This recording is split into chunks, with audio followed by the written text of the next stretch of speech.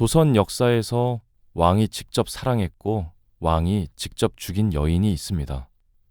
이 두 가지를 모두 경험한 사람은 단 한 명뿐입니다. 왕의 총애를 독차지했고 왕의 아이를 낳아 세자의 어머니가 되었으며 마침내 왕비의 자리까지 오른 여인.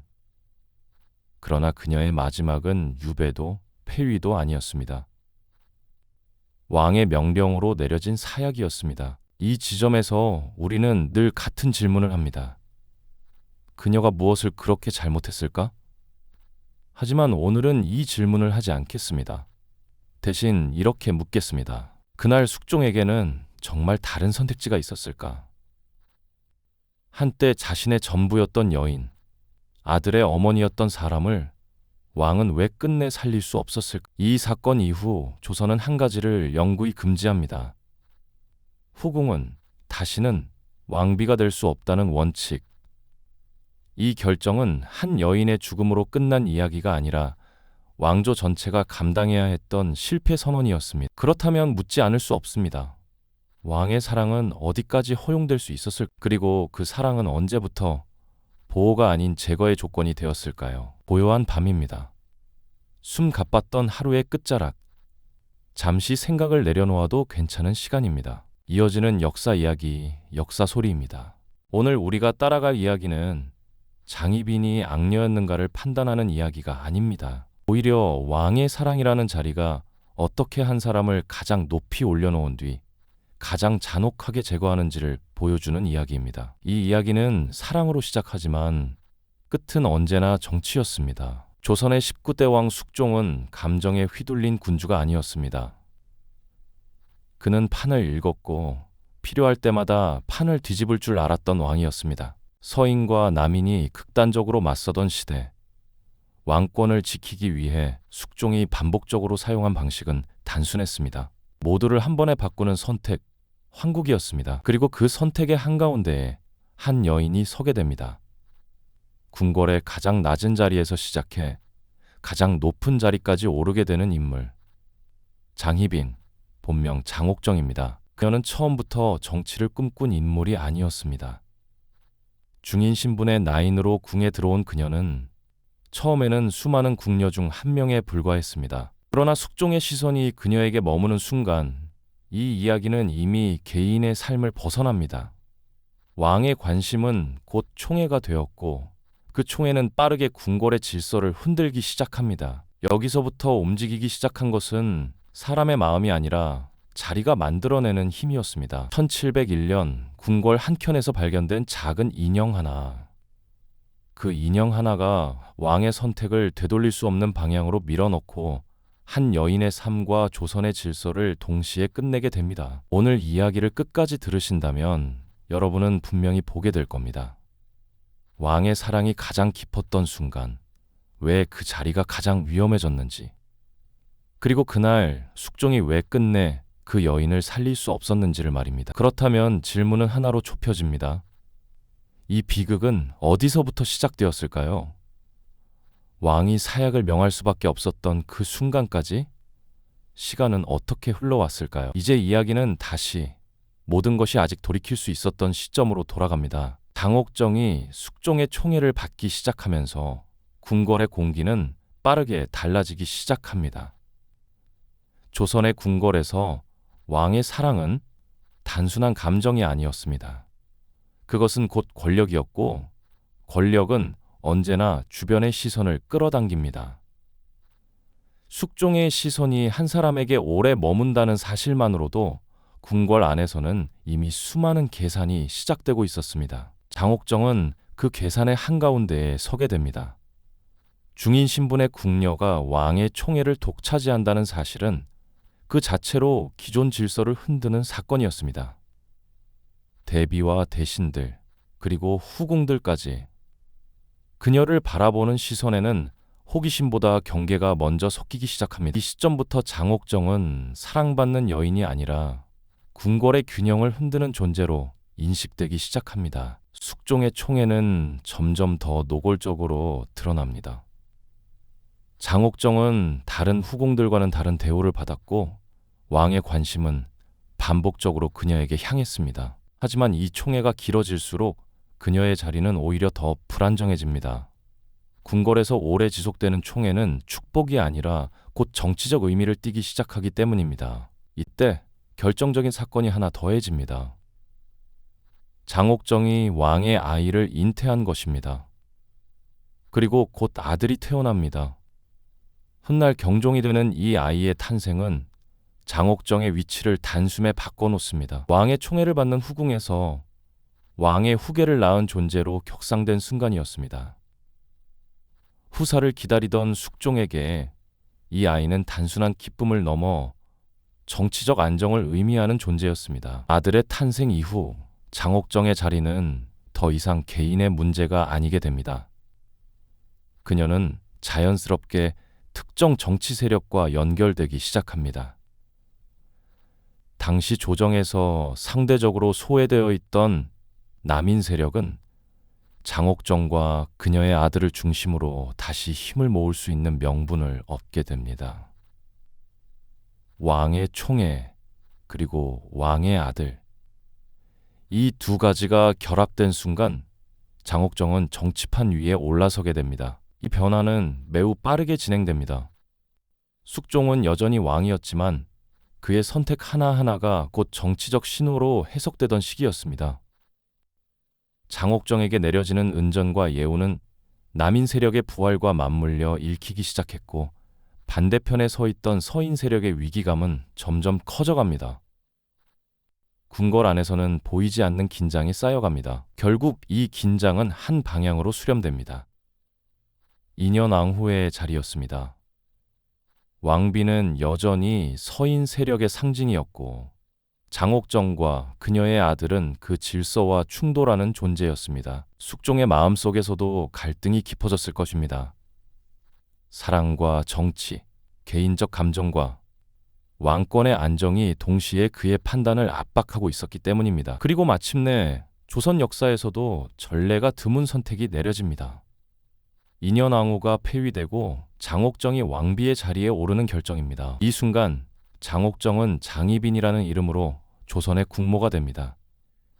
한때 궁녀였던 여인이 왕비가 되는 순간이었습니다. 하지만 이 장면은 영광의 절정이 아니라 위험의 시작이었습니다. 왕비가 된 순간부터 장희빈은 더 이상 보호받는 존재가 아니었습니다. 정치판이 무너지면 가장 먼저 제거될 수밖에 없는 가장 앞줄에 놓인 말이 됩니다. 그녀의 성공은 동시에 그녀의 몰락 조건을 완성시켜주고 있었습니다. 궁궐은 다시 한번 요동치기 시작합니다. 남인 세력은 권력의 중심으로 올라섰고 서인 세력은 물러났습니다. 겉으로 보기에 모든 것이 장희빈에게 유리해 보였던 이 시기, 실제로 그녀의 자리는 가장 불안정한 상태로 접어들고 있었습니다. 너무 빠르게 오른 자리, 너무 많은 이해관계가 얽힌 위치였기 때문입니다. 이제부터 이야기는 상승이 아니라 균열로 향합니다. 왕비가 된 이후 장희빈을 둘러싼 분위기가 어떻게 바뀌기 시작했는지, 그리고 그 변화가 어떤 방향으로 흘러갔는지 다음 장면에서 그 균열을 하나씩 따라가 보겠습니다. 왕비가 된 이후 궁궐의 분위기는 분명히 달라지기 시작합니다. 장희빈이 왕비의 자리에 오르던 날, 궁궐은 환호로 가득했지만 그 환호는 오래가지 않습니다. 권력의 중심이 이동할 때마다 늘 따라붙는 감정, 불안과 경계가 빠르게 퍼져나갔기 때문입니다. 장희빈은 더 이상 한 사람의 후궁이 아니었습니다. 그녀의 말 한마디, 처소의 움직임 하나하나가 정치적 의미로 해석되기 시작합니다. 특히 그녀의 친오빠 장희재의 존재는 조정 안에서 반복적으로 거론됩니다. 왕비의 후광을 등에 업고 관직에 진출한 장희재는 남인 세력과 깊이 결합하며 정치 전면에 등장합니다. 이 과정에서 조정 안에는 불만이 쌓여갑니다. 왕비의 사적인 인맥이 국정에 영향을 미친다는 말이 공공연히 오르내리고 왕비의 처소를 둘러싼 인사와 출입 문제 역시 도마 위에 오릅니다. 모두가 명확한 죄를 묻지는 못했지만 장희빈의 존재가 정치적 갈등의 중심으로 옮겨가고 있다는 사실만큼은 분명해집니다. 숙종의 태도 또한 서서히 달라집니다. 왕비가 되기 전까지 장희빈을 바라보던 시선에는 감정이 먼저 있었지만 이제 그 자리는 왕권과 직결된 위치였습니다. 숙종에게 장희빈은 더 이상 개인적인 사랑의 대상이 아니라 조정 전체의 균형과 연결된 존재가 됩니다. 이 지점에서 왕의 판단은 점점 감정보다 계산에 가까워집니다. 동시에 폐위된 인현왕후에 대한 분위도 달라지기 시작합니다. 궁궐 안팎에서는 인현왕후를 향한 동정 여론이 서서히 형성됩니다. 조용히 궁을 떠났던 왕비의 존재는 시간이 지날수록 억울하게 밀려난 인물로 기억되기 시작합니다. 이 여론은 곧 정치적 명분이 되어 다시 판을 흔들 준비를 합니다. 이 흐름 위에서 숙종은 또 하나의 결단을 준비합니다. 조선을 통치하는 방식, 즉 환국이라는 수단이 다시 작동할 순간이 다가오고 있었기 때문입니다. 숙종은 이미 여러 차례 특정 세력을 몰아내고 반대편을 불러들이는 방식으로 왕권을 유지해왔습니다. 그리고 이번에도 그 방식은 예외가 아니었습니다. 마침내 갑술년, 조선의 정국은 다시 한번 뒤집힙니다. 남인 세력은 하루아침에 몰락하고 서인 세력이 조정의 주도권을 되찾습니다. 이 사건이 바로 갑술 환국입니다. 정치판이 통째로 뒤집히는 순간 장희빈의 운명 역시 함께 흔들립니다. 갑술 환국의 결과는 분명했습니다. 장희빈은 왕비의 자리에서 폐위되고 다시 희빈이라는 후궁의 신분으로 강등됩니다. 화려했던 왕비의 처소를 떠나 한층 초라한 거처로 옮겨가야 했습니다. 한번 무너질 때 권력의 속도는 유난히 빠르고 잔혹합니다. 이 순간부터 장희빈의 자리는 완전히 달라집니다. 한때 국모였던 여인은 이제 언제든 제거될 수 있는 불안정한 존재가 됩니다. 그녀의 주변에는 더 이상 보호막이 남아있지 않았고 조정 안에서도 그녀를 지켜줄 세력은 급격히 줄어듭니다. 왕의 마음 역시 이전과 같을 수는 없었습니다. 이제 이야기는 상승도 유지도 아닌 불안의 단계로 접어듭니다. 모든 것을 잃은 뒤 남은 감정, 그리고 다시는 돌아갈 수 없다는 인식이 한 사람의 선택을 어떻게 바꾸는지. 다음 장면에서는 이 불안이 어떻게 돌이킬 수 없는 사건으로 이어지는지를 따라가 보겠습니다. 왕비의 자리에서 밀려난 이후 장희빈의 삶은 이전과 전혀 다른 국면으로 접어듭니다. 한때 조선의 국모였던 여인은 이제 궁궐 한켠에서 자신의 운명을 가늠해야 하는 존재가 됩니다.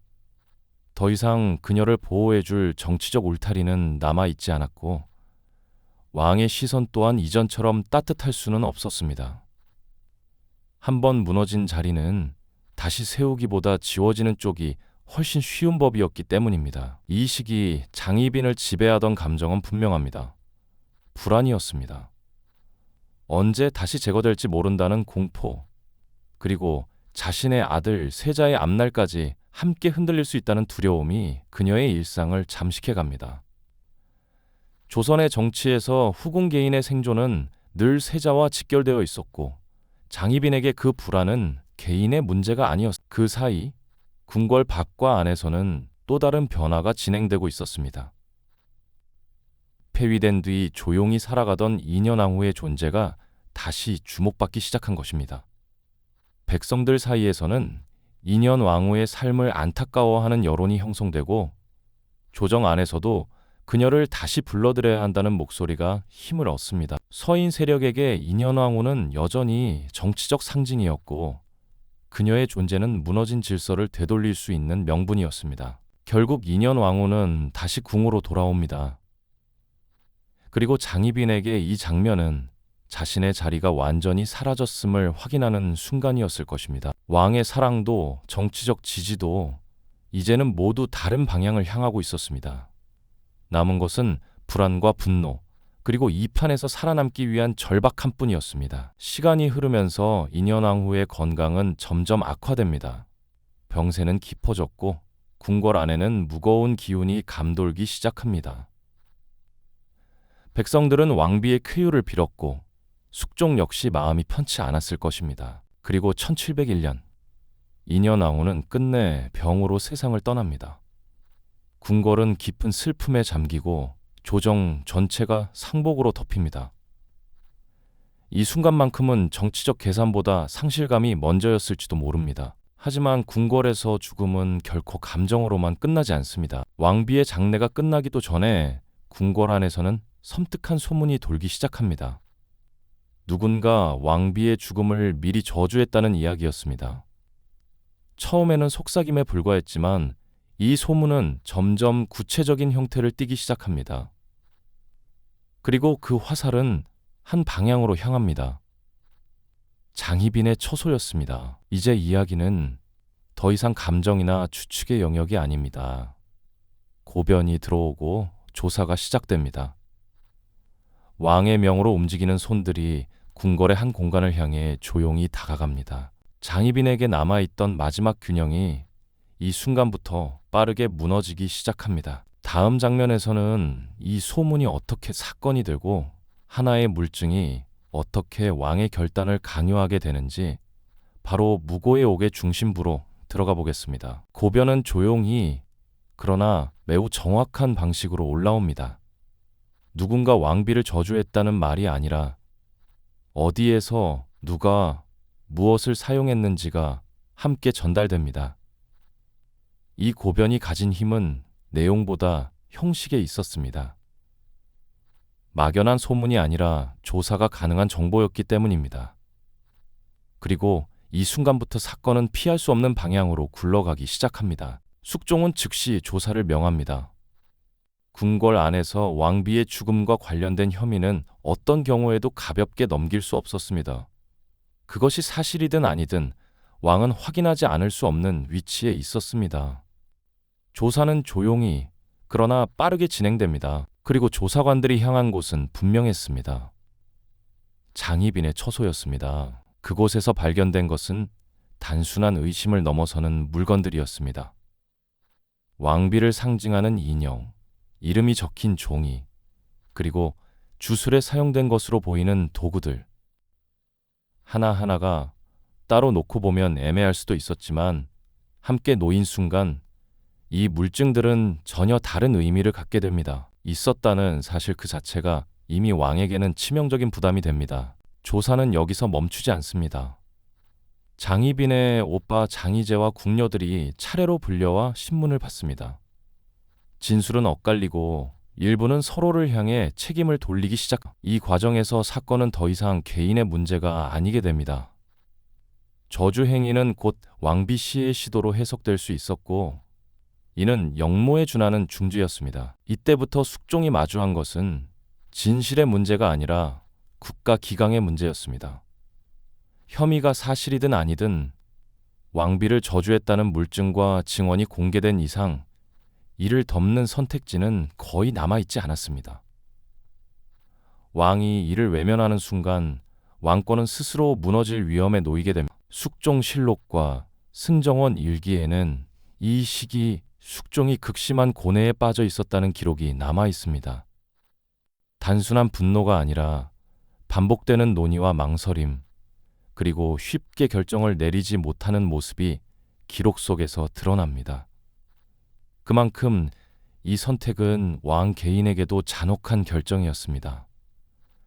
한때 가장 사랑했던 여인, 아들의 어머니를 직접 단죄해야 하는 상황이었기 때문입니다. 그러나 정치의 언어는 감정과 다른 방식으로 작동합니다. 신하들은 하나둘 입을 열기 시작합니다. 국법을 바로 세워야 한다는 주장, 왕실의 권위를 지켜야 한다는 요구가 이어집니다. 이 요구들은 숙종 개인을 향한 것이 아니라 왕이라는 자리를 향하고 있었습니다. 왕이 이 문제를 미룰수록 그 책임은 더 무겁게 돌아올 수밖에 없었습니다. 이 지점에서 숙종에게 남은 선택지는 극히 제한적이었습니다. 장희빈을 살리는 선택은 곧 국법을 흔드는 선택으로 해석될 가능성이 컸습니다. 반대로 처벌을 선택하는 순간 그는 자신의 가장 사적인 관계를 스스로 끊어내야 했습니다. 어느 쪽이든 상처는 피할 수 없었습니다. 결국 숙종은 왕으로서의 결정을 준비합니다. 더 이상의 논의는 의미가 없었고 더 이상의 지연은 혼란만 키울 뿐이었습니다. 무보의 옥은 이 시점에서 단순한 사건이 아니라 결론을 강요하는 장치가 됩니다. 사건은 이미 충분히 커졌고 왕은 그 무게를 혼자서 감당해야 했어. 이제 남은 것은 하나입니다.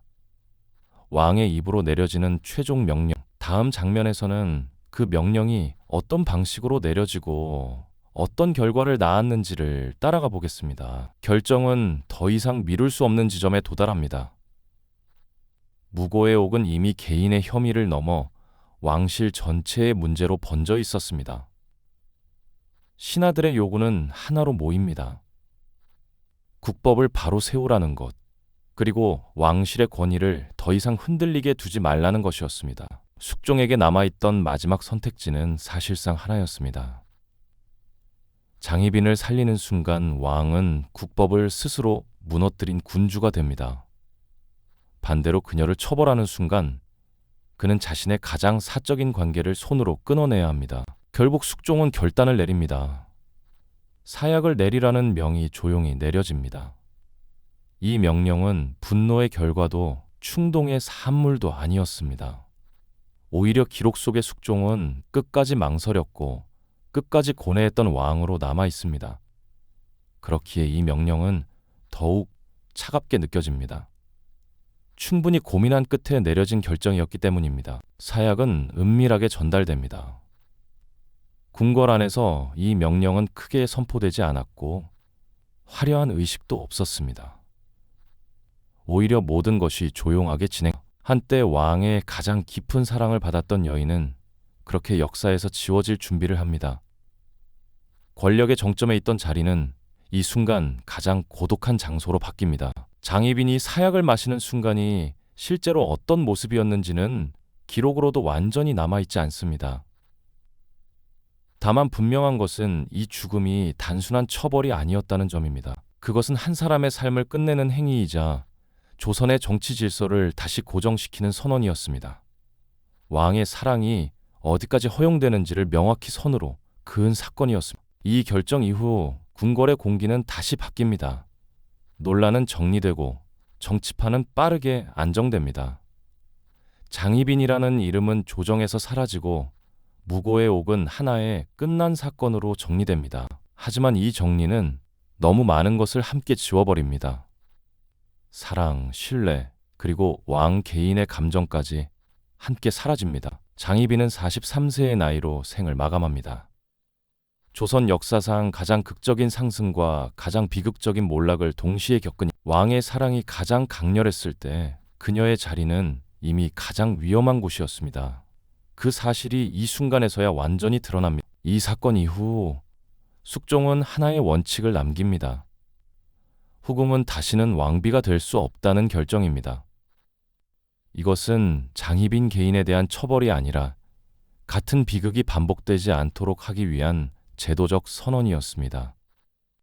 왕의 사랑이 정치의 중심으로 들어오는 순간 어떤 파국이 벌어지는지를 숙종 스스로가 경험했기 때문입니다. 이제 이야기는 끝을 향합니다. 하지만 이 사건이 던지는 질문은 여전히 남아 있습니다. 다음 장면에서는 이 비극이 우리에게 무엇을 남겼는지, 그리고 왜 이 이야기가 지금까지 반복해서 소환되는지를 정리해 보겠습니다. 장희빈의 죽음으로 사건은 끝난 것처럼 보입니다. 조정은 다시 안정을 찾고 정치의 판도 정리됩니다. 무고의 옥은 기록 속의 한 사건으로 정리되고 장희빈이라는 이름은 조용히 역사 뒤편으로 밀려납니다. 겉으로 보면 이 비극은 그렇게 마무리된 듯 보입니다. 그러나 이 이야기에서 정말 끝난 것은 무엇이었을까요? 장희빈 한 사람의 생만 사라졌을 뿐, 이 사건이 남긴 질문은 사라지지 않습니다. 오히려 시간이 지날수록 더 선명해집니다. 왕은 왜 끝까지 그녀를 지키지 못했는가?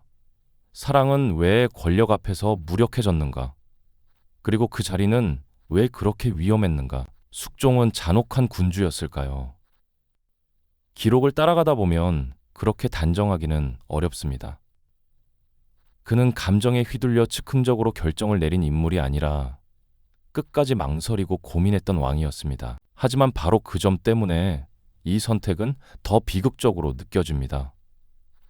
충분히 고민했음에도 다른 길이 없었다는 사실이 이 결말을 더욱 무겁게 만듭니다. 장희빈을 몰아간 것은 한 사람의 욕망이었을까요?